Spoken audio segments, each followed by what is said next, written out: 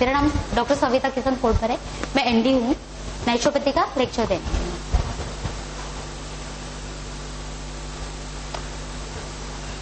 स्वस्थ रहने के लिए योगाभ्यास और ध्यानात्मक आसन किया जाता है। जैसे कि आपके सामने है सिद्धासन। ये सिद्धासन किया जाता है जैसे कि इसका पूरा ये लिखा है, जैसे फर्स्ट, सेकंड और थर्ड ऐसे किए जा सकते हैं। आप इससे अपने शरीर में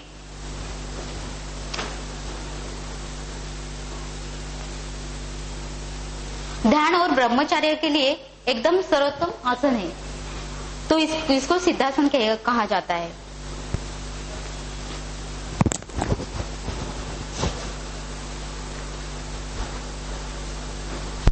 पद्मासन यह शारीरिक और स्नायु एवं भावनात्मक और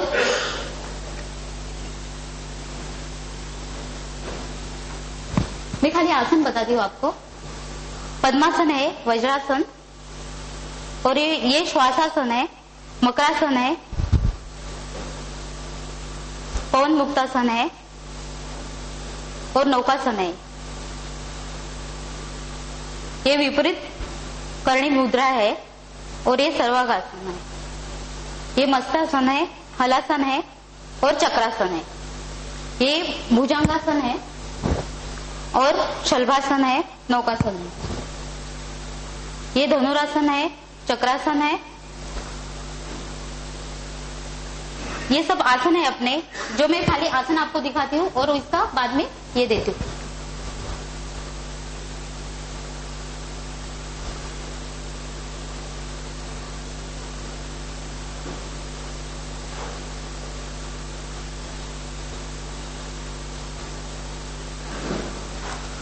अभी अपन सूर्य नमस्कार से लेते हैं। सूर्य नमस्कार करने से अपना पूरा सर्वांग का आसन होता है। हेलो, इसमें अपने सभी प्रकार के स्नायुओं का व्यायाम होता है। इसके लिए अपना कोई भी यानी सर्दी, खांसी या कोई भी तकलीफ नहीं होती अपने को। क्यों नहीं होती? क्योंकि इस आसन में पूरे शरीर का आसन होता है, इसलिए इसको सर्वांगासन होता है। ठीक है, आता है आवाज?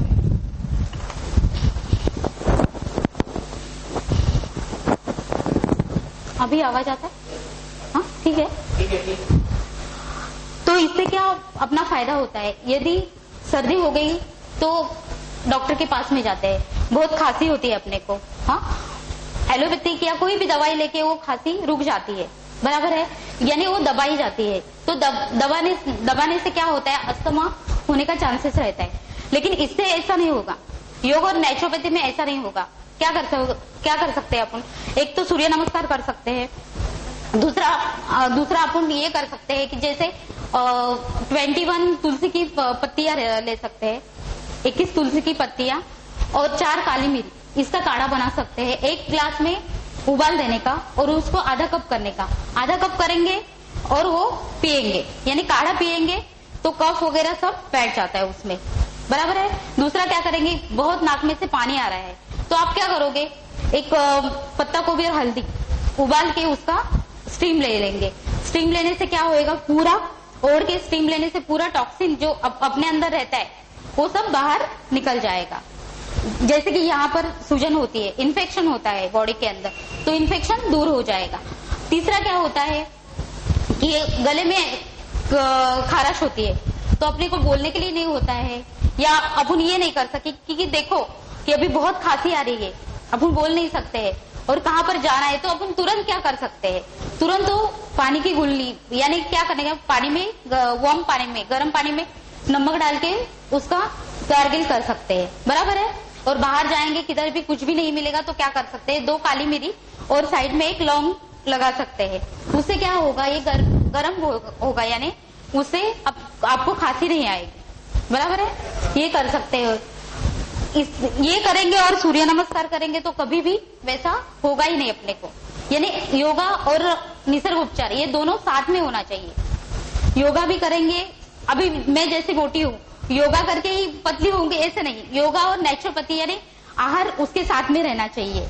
कि जैसे खांसी हो जाएगी तो गर्म सूप पीना चाहिए, ठंडा नहीं खाना चाहिए, ऐसा करना चाहिए। वैसे अपन खांसी हो गई और ठंडा पियेंगे तो क्या होगा, उसके विरुद्ध हो जाएगा, तो अपना खांसी रहेगा कि नहीं, वो ज्यादा बढ़ जाएगा।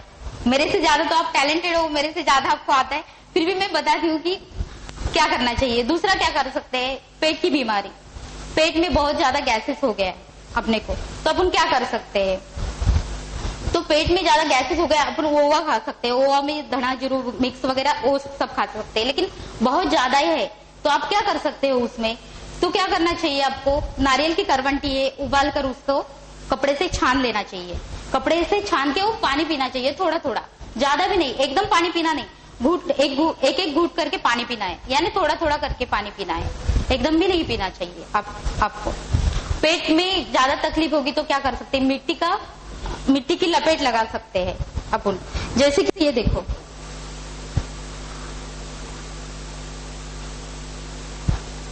ये देखो, इससे क्या होता है, कब्ज, तनावजन्य सिर दर्द, उच्च रक्तचाप तथा चर्म रोगों में मिट्टी की चिकित्सा अत्यंत प्रभावी है, बराबर है। तो ये मिट्टी की चिकित्सा लेंगे तो क्या होता है, अंदर जो मल है वगैरह उसको घोल के वो टॉक्सिन बाहर निकलता है। वो मिट्टी की पट्टियां ऐसे लगाई जाती है, जो एक कपड़े को ऐसा ये किया जाता है कपड़े के ऊपर, और मिट्टी निर्जंतुक यानी उसमें कीटाणु वगैरह मारे जाते हैं, यानी बॉइल पानी में मिट्टी डाली जाती है, उसके पहले तो मिट्टी छानी जाती है, कंकर वगैरह बाजू में साइड में निकालने चाहिए, और फिर वो प्लेन कपड़े के ऊपर वो सब रखनी चाहिए मिट्टी, और रख के फिर ऐसा आकार देना चाहिए पेट के, इसे जैसे वीट का आकार रहता है थोड़ा वीट का, और बाद आगे थोड़ा सा ऐसा करके मोड़ देना चाहिए, और उसके ऊपर कंबल रखना चाहिए, बराबर है। वो ये 30 से 60 मिनट तक आप रख सकते हैं, और उसके ऊपर कंबल रख के 30-60 मिनट हो गए तो निकाल कर फिर उसको पोंछ देना चाहिए, पोंछ कर उसके यानी वार्म वाटर या ठंडे या थोड़ा सा गर्म या ठंडा, जैसा पेशेंट को रहेगा वैसा कर सकते हो आप, इससे तो सब टॉक्सिन बाहर निकलते हैं, ये कर सकते हो। ये देखो, मिट्टी का स्नान, वो रक्त संचार को बढ़ाकर त्वचा की दशा सुधारता है, बराबर है। जो भी पेशेंट हो, रक्त संचार नहीं होगा तो पेशेंट कैसा उत्तेजित नहीं होगा, तो वैसा ये पेशेंट को क्या करना चाहिए, अच्छा पेशेंट है, चलो नेचुरोपैथी और योगा में क्या किया जाता है, नेचुरोपैथी किसको बोला जाता है कि बीमार पड़े ही नहीं हो आदमी, बीमार पड़ने के पहले ये सब किया जाता है। नेचुरोपैथी में क्या होता है कि बीमारी रोकने का इलाज नेचुरोपैथी है, यानी बीमारी आएगी नहीं, उसके पहले आप ये सब करोगे। मिट्टी का स्नान करके धूप में खड़े रहते हैं, तब दोनों भी यानी सूर्य किरण उस पे पड़ जाते हैं, यानी अपने बोन्स अच्छे होते हैं, और मिट्टी के इससे पूरा मिट्टी के शरीर में लगने से कारण टॉक्सिन बाहर जाते हैं, ऐसा इससे होते हैं। फिर ये सब लगा के 30 से 40 मिनट के बाद में नहाना चाहिए, वार्म वाटर से या यानी गर्म वाटर से या ठंडे पानी से नहा के फिर कंबल ओढ़ के वो सोते हैं, ऐसा करना चाहिए। ये देखो, स्नान से त्वचा के रोम छिद्र खुलकर शरीर में हल्कापन और स्फूर्ति आती है। स्नान से यानी पानी, ये पॉट है उसमें पानी छोड़ा है नल के फवारे जैसा, और उससे देखो हल्कापन आता है, क्योंकि अपने शरीर में छोटे छोटे छिद्र होते हैं, बराबर है, वो पानी उसमें अंदर जाके टॉक्सिन बाहर आते हैं, और बाहर आने के बाद में वो सब अपना शरीर हल्का और स्फूर्तिदायक होता है। इसलिए देखो, एक आदमी 4-5 दिन नहाएगा नहीं तो कैसे रहेगा, वो एकदम आलसी रहेगा, यानी उसको लगेगा कि मैं कुछ करूंगा नहीं, मैं पढ़ूंगा ऐसे। आप देखो, आप घर से निकले, चलो मुझे लेक्चर सुनना है, भले लेक्चर मेरा अच्छा हो या बुरा हो, लेकिन आप सुनने के लिए आए, बराबर है, लेकिन आप बोले कि नहीं मुझे नहीं होता है, मैं नहीं आऊंगा, तो होगा क्या, ऐसे नहीं, यानी आपके दिल से यानी अपने दिल में होना चाहिए कि नहीं मैं ये कर सकता हूँ, तो ही सब कुछ हो सकता है।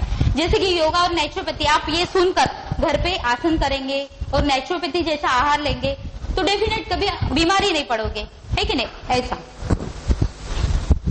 ये मालिश है, रक्त संचार बढ़ा के तथा अंग प्रत्यंग पुष्ट होते हैं।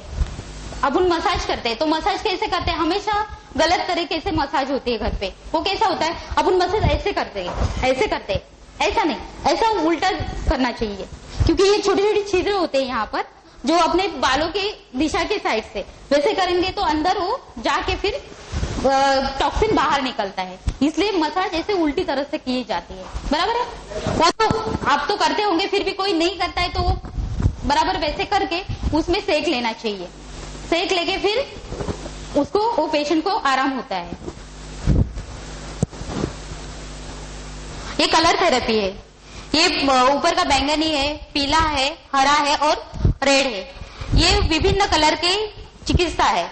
इससे क्या होता है, ये थर्मोस से बना होता है, थर्मोकोल का ऐसा ये किया जाता है और पेशेंट को उसके अंदर खड़ा किया जाता है और पेशेंट को सूर्य किरणों से ये किया जाता है। ये सब रंग है वो अपने शरीर में पड़कर अपना जो भी अपने अंदर टॉक्सिन होता है वो दूर करके बोन्स वगैरह अपने मजबूत होते हैं।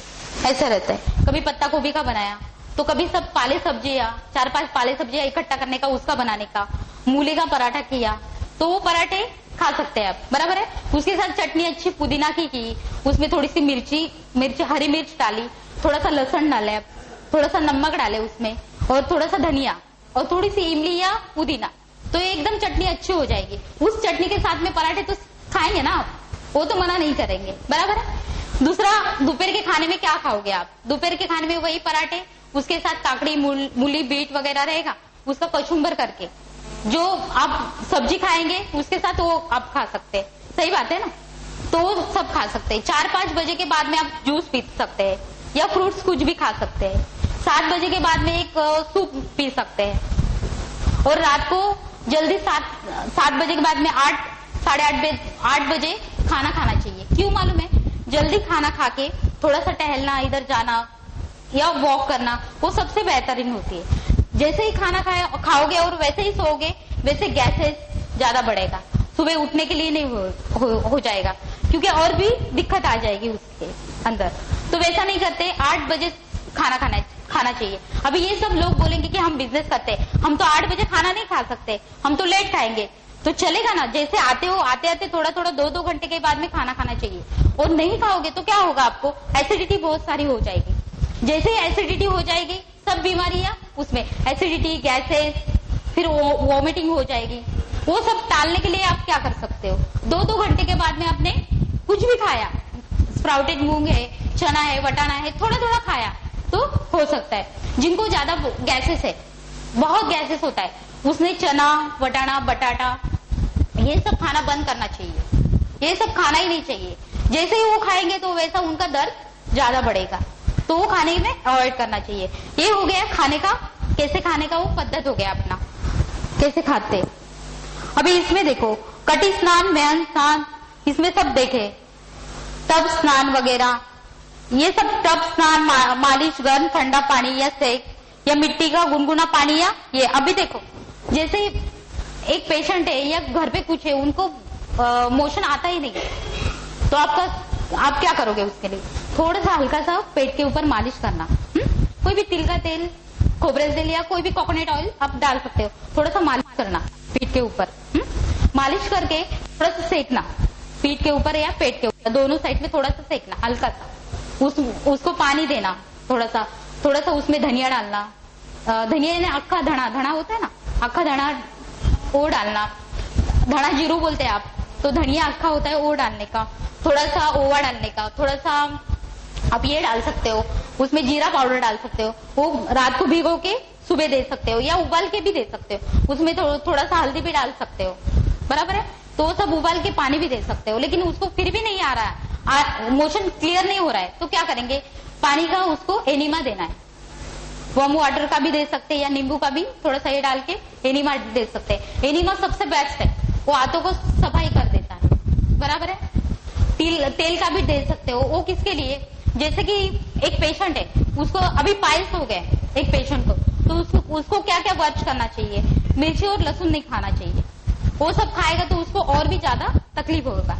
तो उसके लिए क्या करना चाहिए, 7 दिन पानी छोड़ना चाहिए, 7 दिन वो तिल का ऑयल छोड़ना चाहिए। और जिसको गैसेस और ये ज्यादा होते हैं उसके लिए तो अलग है, लेकिन इसे 3-3 दिन में ये सब करना चाहिए। जैसे वो अपना गुद्दा द्वार होता है, उसमें ग्लोव्स वगैरह डाल के, तिल का तेल डाल के right left up and down ऐसा करना चाहिए। तो वो जगह है ना, वो जैसे मोशन आता है तो खींच के खींच खींच के आता है ना नीचे, तो सब खून वगैरह बहता है, तो वो नहीं बहने के लिए तिल का तेल छोड़ते हैं। जैसे ये सब तिल का तेल छोड़ते हैं, इसके स्पेशलिस्ट है डॉक्टर जुवेकर, उन्होंने ही मुझे ये सब सिखाया। तो वो तिल का तेल 7 दिन छोड़ते हैं, 7 दिन ठंडा पानी छोड़ते हैं, तो पूरा हाथ है ना अंदर का पूरा सफाई होता है, तो वो कैंसर से भी बच जाते हैं, कैंसर भी हो सकता है उसमें, वो भी बच जाते हैं, खून भी कम होता है। दूसरा और क्या कर सकते हैं कि दूसरा पत्ता है जो फिर उनको 2 किलो सब्जियां है ना वो कच्ची खानी चाहिए उनको। क्यों खानी चाहिए? क्योंकि उससे मोशन क्लियर आता है। दूसरा क्या करना चाहिए, ये अपना छाछ होता है ना, खट्टा छाछ, तो वो खट्टा नहीं, थोड़ा सा शक्कर डाल के मीठा करके छाछ पीना है उसको, बराबर है, छाछ पी सकते हैं। दूसरा सूरन खा सकते हैं, उसमें बहुत सारा सूरन खाएंगे, तीखा बिल्कुल नहीं खाएंगे तो क्या होगा, वो पाइल्स अपोप एकदम अच्छा हो जाएगा। दूसरा गर्म पानी में थोड़ा सा नमक डाल के बैठ सकते हैं, 15 या 20 मिनट बैठ सकते हैं, तो पेशेंट